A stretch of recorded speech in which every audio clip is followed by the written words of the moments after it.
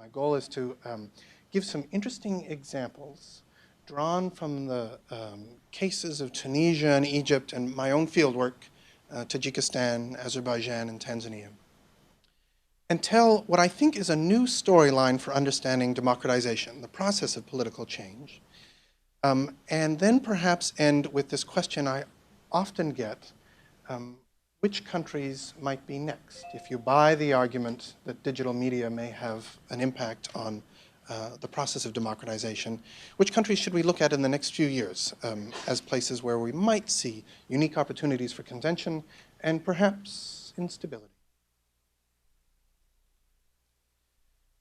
My interest in this research really began in Azerbaijan. And Azerbaijan, as some of you may know, is an interesting example of a tough authoritarian regime with very strict media control.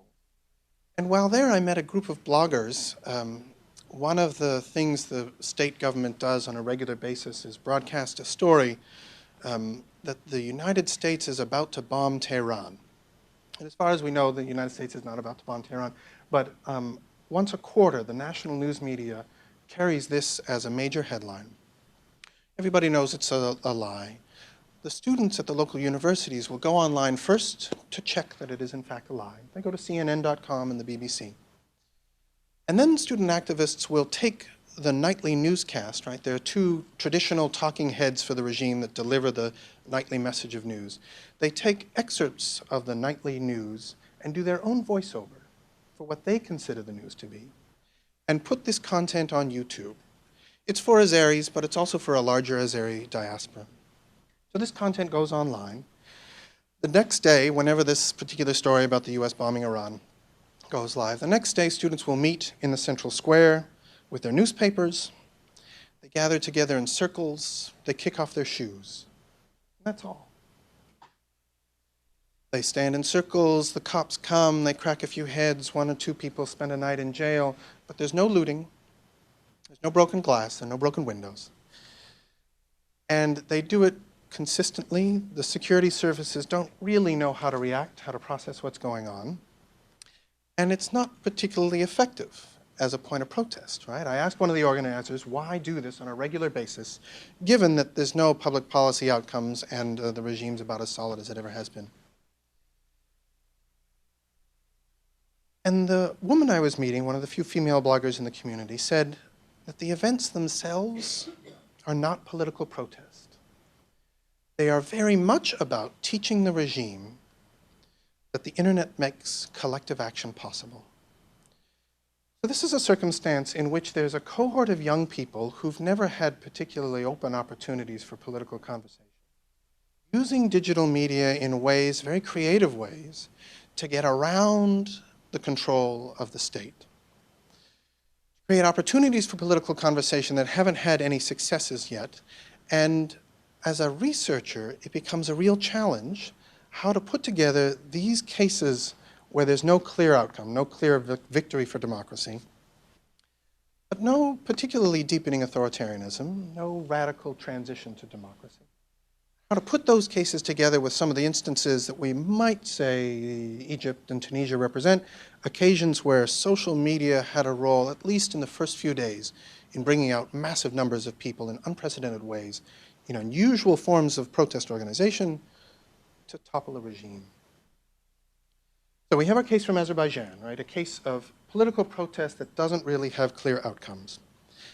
We have Iran, right? In the summer of 2009, a case of a rigged election and student protests that quickly grew into massive demonstrations. One of the very tough first targets for the tough Basiji militias were the student computers at the University of Tehran. Right? Breaking in and smashing computers in student dorms is actually a counterinsurgency strategy for your modern dictator. So we have these cases in which regimes do not topple. We have cases, I think of Iran as a revolution that almost happened, right? The regime did not topple in 2009, but the mullahs are split in a way that they've never been split before. Iranians, Persians themselves saw the atrocities of the regime.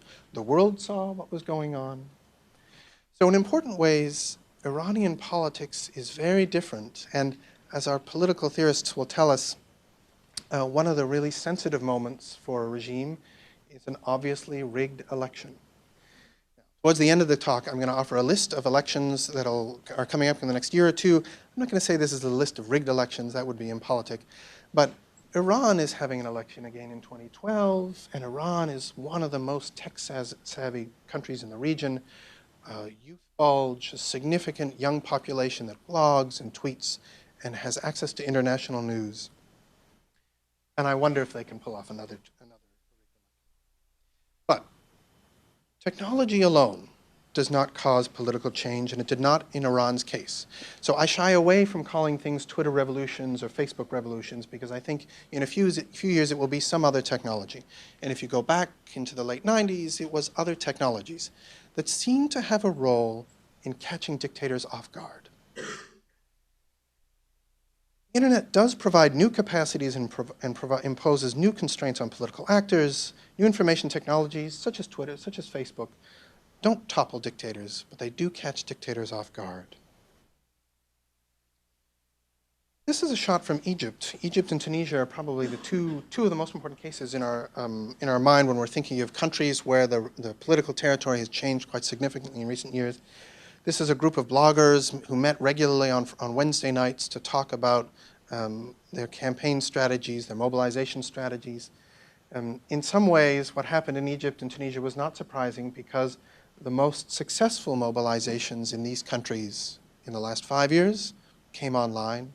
Some of the largest protests in the streets of Cairo were about the arrests of bloggers, right? Organized by bloggers, about the arrests of other bloggers. Some of the best documentaries produced about corruption in these regimes were done by activists with video cameras and geomapping software. So there's this fabulous documentary from Tunisia that tracks the movement of the presidential plane through Europe's major shopping centers. As some of you may know, there's train spotters, but there's also plane spotters, right? People who stand at the end of runways and take photographs of planes coming and going. And so a Tunisian researcher was able to compose shots of the president's plane leaving Malta, Rome, Paris, without the president on it. Constructed a fabulous documentary that showed it was the president's wife doing her shopping trips, using the national plane.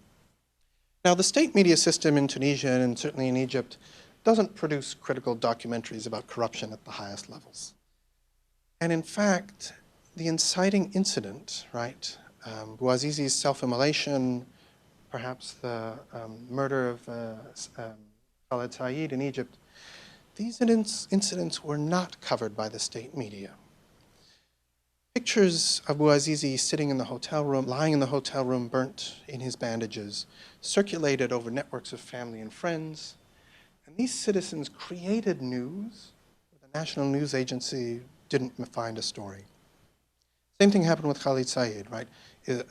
Somebody took images of his bruised face lying in the morgue and circulated those through social networks.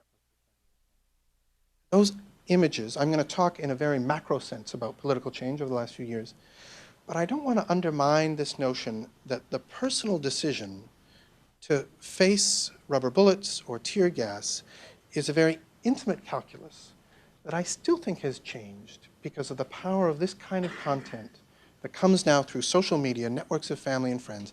And not everybody would have known these two characters, but the way the 6 degrees of freedom works, 6 degrees of connection, it's very likely, interaction, it's very likely that somebody knew somebody who was touched in a personal way by these two characters. So, back to Egypt. This is a community of bloggers, very active, only allowed to meet in groups of 4 or 5, meeting regularly to talk about content, to talk about their community outreach. And the stories they generated about corruption, about the abuse of from security services, spread over these networks that the regimes could not control, right? Dictators have pretty practiced strategies for handling the media, right? They know how to burn a TV station down, or tax newsprint, or turn off the power to a radio transmitter. There's strategies for handling that. It's only been very recently, perhaps Gaddafi, perhaps in Syria, do we see regimes, tough dictators actually developing a social media strategy.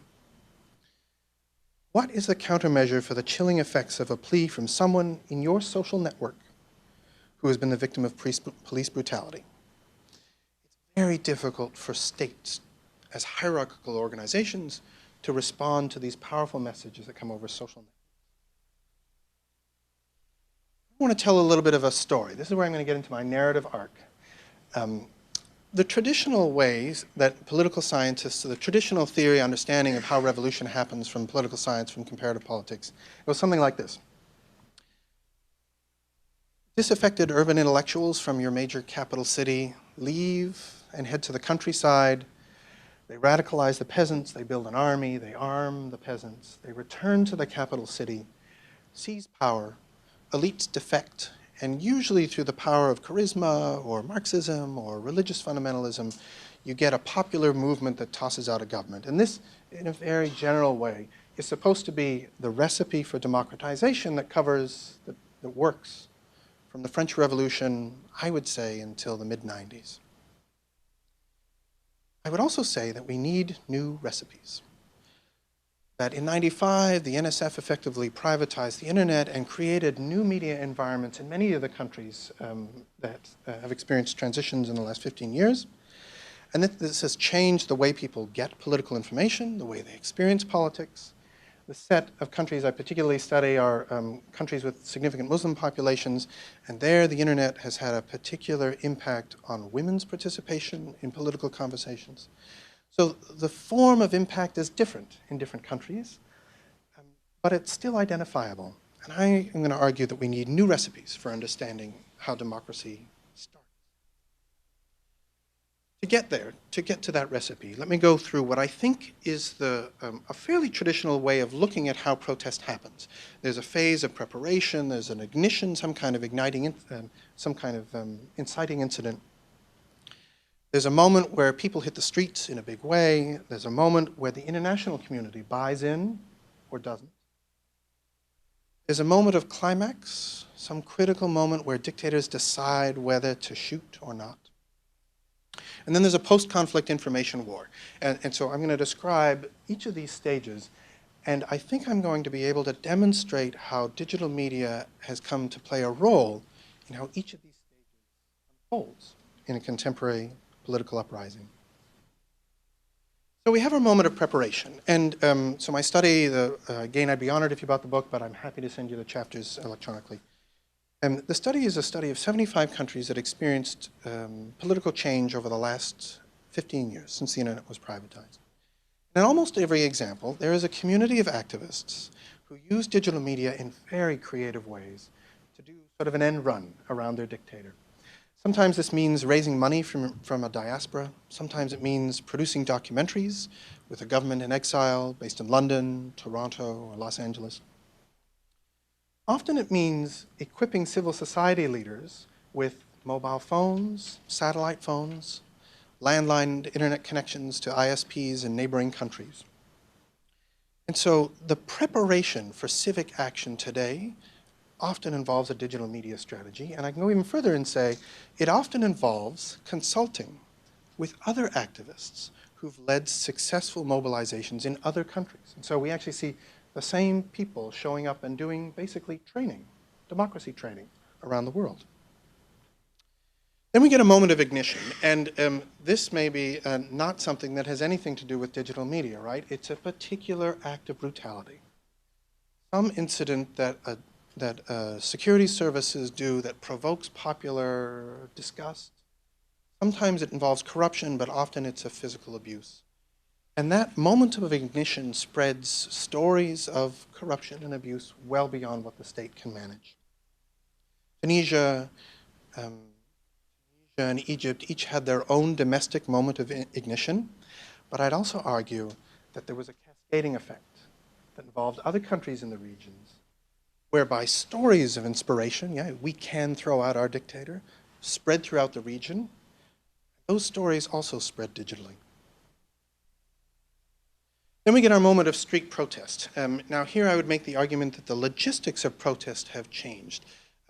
There are certainly traditional strategies of handing out protests, handing out posters, handing out pamphlets, putting up posters. But the way of activating a social network often involves sharing direct digital content. In the case of the Arab Spring, it involves sharing content that Al Jazeera produced, right? Al Jazeera was particularly effective at drawing out news products from its user base, but also feeding social networks with its own stories. The logistics of street-level protest are now organized digitally in very important ways. When we get the moment of international buy-in, this is a media center, right? And today's sophisticated democratization movement has a tech strategy that involves a media center where internationalist journalists can go plug in their cell phones, get their pictures, swap, find a Wi-Fi connection, right? This level of sophistication is a very important part of what makes some movements successful. International buy-in isn't just about getting governments to agree to say Gaddafi must go or say nothing until the time is right. International buy-in often means activating your own diaspora. So getting news to the Persians in Sydney, the Persians in LA, activating those people to write to their governments becomes part of the protest dynamic in a way that wasn't possible before. Essentially, a national protest movement can activate lobbyists in other countries in 24 hours or less. So the process by which the international community buys into a protest has also changed and is in an important way digitized. Finally, the climax. Now, I'd argue, since the Arab Spring, that one way to tell that a country is in crisis, the real climax of a country's political uprising, has become the moment when a dictator decides to either shut off the internet or not. So there's always difficult decisions. Will the military shoot? Will the military stay? Will the elites defect? Will the elites stay? But in almost every incident since 1995, the real peak of regime life is that sensitive moment over a weekend where the regime says, okay, either I have an exit strategy and I can take a risk, or I can't. Either I try to disconnect my country from global information flows, or I don't. So even the mark of climax has become this moment where disconnecting your internet infrastructure is a policy option for a struggling dictator. This is a shot from Tahrir Square. Right? It says, "We are all men of Facebook." Finally, there's the post-conflict information war, right? When the internet comes back on, when the regime has either fired and decided to try to fight it out or left the country. There's a moment in which governments in exile, people who are leaders of the civil society movements, try to become charismatic leaders, step in. As we all know, social networks are not political parties, and several of the countries I've talked about are going through this difficult stage of having groups, social networks that clearly pulled out tens of thousands of people into the central square, now having to make some decisions, right, about whether to join traditional political parties, join the Brotherhood, not join the Brotherhood, start new parties. Political parties don't compete in elections, and for me, what's exciting about this vein of research for the next couple of years is that Tunisia and Egypt are both countries that are being reborn digitally. They are basically going to have new constitutions. Egypt might not go so well. I have some hope for Tunisia, right? So most revolutions don't end well. I wouldn't try to spin that for you. But there are two countries that are going to be born into a digital environment. Tunisia's had unprecedented levels of public input into what their constitution can look like, and that too has come through digital media. So for me, the next questions are, what does it look like to build a state digitally, to have a state that's born digital? And what, over the next few years, should we say about the countries that also have tech-savvy, young populations who read international news, speak a couple languages, maybe don't have good employment prospects, live in countries with economies that aren't doing so well, and also live in countries that rig elections. Now, this, like I said, this is not a list of countries that rig elections. Those of you who are regional experts may be able to identify some that could qualify there. This is just a list of the moments in the next 2 years in which there's going to be some political contestation. Some of these countries will pull off a rigged election much better than others. Some of these countries have very large civil societies, writing online, producing content, very large online journalism sites that simply contradict what the national media organizations put out. Others have fairly small civil societies. Now, the study I did, I'll just wrap up with this final caveat. The study I did in comparison of 75 countries also found that the one thing slowing down democratization, many of you won't be surprised, is oil. So, having a tech-savvy young population with a wired civil society seems to be an important part and a causal part of the story behind regime transition, unless your government has enough unless your economy has enough fuel-based resources that you can buy off local elites. If that happens, then you're much less likely to see any rapid political change. Now, I actually promised 2 recipes. I'm trying to encourage you all to reject the traditional way of looking at how revolution happens. I promised you 2 recipes. It turns out that if you boil down your 75 country case studies, I could tell 75 different stories. But if you boil down to a parsimonious model of how democratization works in these countries, there's 2 recipes. One involves emerging democracies, so countries like Indonesia, Malaysia, Bangladesh, Turkey, countries that had some basic democratic institutions in the late 90s and got better at doing democratic things. For this set of countries, the important digital variable seems to involve state capacity. So having a state with sophisticated e-government resources, good public libraries, the ability to track who's paying taxes, who's in prison, what boats are in the port. The ability to have significant digital capacity to pull off an election is very important for democratization in these emerging democracies. Elections, as many of you know, are incredibly difficult logistic feats. It turns out that state capacity is very important for the entrenchment of democratic institutions. The second recipe involves transition, so the rapid change from a condition of tough authoritarianism to some basic transition, perhaps democracy, perhaps chaos. The recipe for transition away from authoritarianism involves a wired civil society. It's not so much about journalists, it's not so much about state capacity. It's having a population of civil society actors with strong ties to civic actors in the rest of the world, perhaps providing services, providing healthcare, providing opportunities for political conversation domestically. Having a wired civil society is part of the causal recipe for democratization in the set of countries that have gone through this rapid transition. Now the recipe, I published the book in October 2010. I would argue that Egypt and Tunisia fit this recipe. And I would still argue that over the next few years, if you want to have a sense of who's next and where to look for the chaos, I would look at countries that you think may be rigging an election that have a wired civil society, active online journalists, good state capacity. These are the places where crisis may come in the next few years. Thank you all for coming. I'd love to hear your questions. Please, yeah. Libya, as a country, is oil-rich and information communication technology poor, which means that your model probably would not have accounted for the events that have gone on there over the last few months. So could you just speak to that briefly? So the question is, what do we make of Libya? So I was surprised at Libya because, as you mentioned, it doesn't have a large civil society that's particularly wired. I'd say that the fact that the oil resources are there for Gaddafi to use to buy off elites does fit the recipe. There are also noticeable cascade effects, so moments of inspiration that transcend national borders, because Libyan rebels were inspired by what was happening in neighboring countries.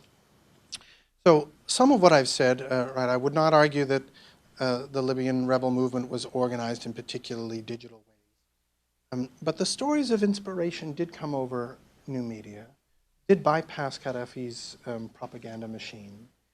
And Libya became locked. It was not a rapid transition, right? It's more like Syria, a country that was locked in essentially a civil war for 9 months, 10 months. So I'm surprised that things happened in Libya but it didn't happen, things didn't happen as quickly as they did in the other thing I want to point out is that dictators also learn, right? So social media, in my experience from the 15 years worth of research, activists are among the most desperate and creative with digital media.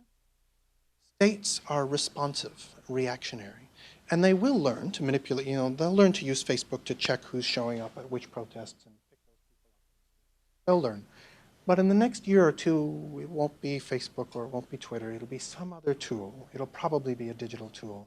And it'll be a tool that desperate, creative activists use for catching their dictator off guard. This might fall a little bit outside of your research, but I figured after 15 years of research, you might have an opinion on it. But how do you feel that social media has changed the standards of news gathering? Specifically the verification process of news. And I think a good example of that is recently with Muammar Gaddafi and his son, getting out that the son was captured. People reported it on Facebook a lot, and then it was reported, on the international news, and the next day they had to retract that. So how do you see that verification process changing? Yeah, this is a great question. So how has the verification process changed? I think in very fundamental ways, both the work of journalists and how they're organized has changed. And in many countries where the West doesn't have foreign correspondence based, there is an increasing reliance on freelance help and social media for content. One of the unfortunate side effects of having withdrawn foreign correspondence is that technology use itself has become a news peg. So if you don't have somebody on the ground actually doing a report about how social media is being used in the ground, becomes one of the things journalists will pitch to editors. And that's why we see so much of this Twitter revolution, Facebook revolution stuff in the news, because it's a way of approaching the story that sells.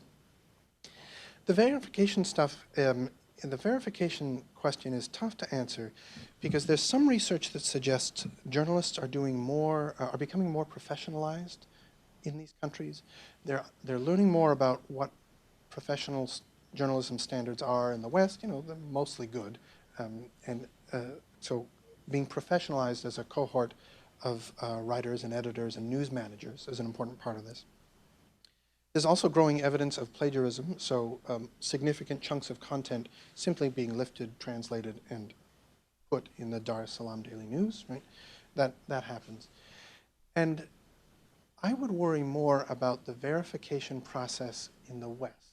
So CNN and Fox, and to some degree the CBC, moments of crisis, Canadian Broadcasting Company, moments of crisis is more likely to run something that's unverified and just say that it's unverified, but to run with it and to put the picture up because it gives them some edge. And so I think the verification, I'd turn that more on us. Hello. First of all, I really enjoyed your book. I actually used it as a source in my senior thesis that I finished just back in April for my undergraduate school. Congratulations. Thanks. So my question is, do you view this new social media phenomenon, if you want to call it that, the ability for people to exchange information and organize amongst themselves in ways that were previously impossible, do you see that as just the next step in the media evolution over the past few decades, from newspapers to radio to Khomeini's cassette tapes to satellite TV to call-in shows, and now finally to the internet, and from the internet to blogs, and now from blogs to this very interactive social media? Do you see it as just this broad evolution, or do you see this as something fundamentally different? Has this created is this a new paradigm? Just interested in you. Thank you. That is a great question. And I guess as an academic, I can say two things, right? So I can say yes and no. And my answer is that it's similar in the sense that there's this long history of media catching authoritarian regimes off guard, and media being used by political actors in interesting ways. There's also something, to get to this question of institutions, there seems to be something unique about this moment in which networked forms of organization face hierarchical states.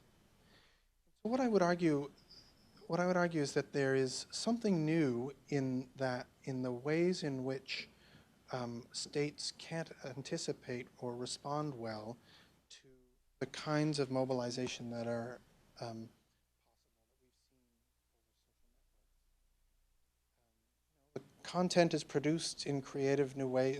Content is produced over social networks in ways that dictators don't easily manage. These networks aren't created out of the blue, right? They exist over social relations that can be very strong ties and deep ties. But the difference is that whereas sometimes we call it cognitive liberation, right? The moment in which protesters realize that they're not the only ones suffering, that there's others who are suffering too, and that there's something that can be done about it, and that you can have a shared project in changing. That kind of cognitive liberation is increasingly happening online. And not always for good or ill, it's not clear that it's always for good. And, you know, the London riots or the Vancouver hockey riots might be examples of how social media brings these threshold effects, and I wouldn't want to compare that criminal behavior to political activism in Egypt, but they're both examples of how networks can face off against hierarchy. One last one, thank you. Hello.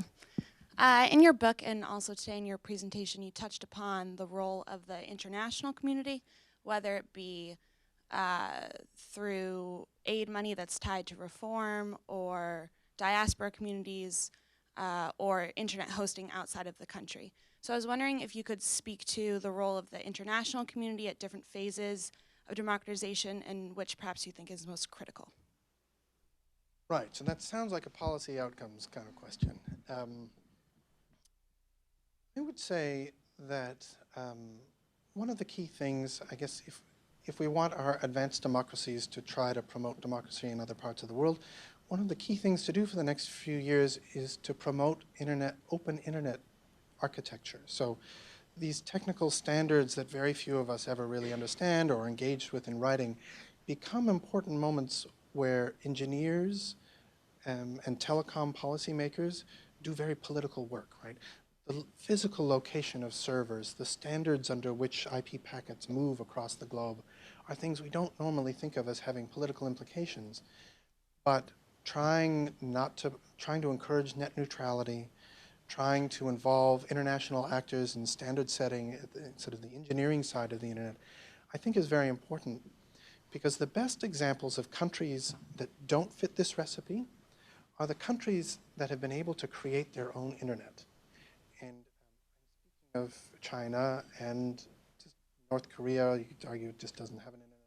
North Korea and Burma, Cuba, China, and to some degree Saudi Arabia are countries that have been able to create their own subnetwork that just doesn't interface well with the standards, the technology standards that the rest of the world live by. So if you were going to have a policy project for an advanced democracy, I would fight for those open internet standards.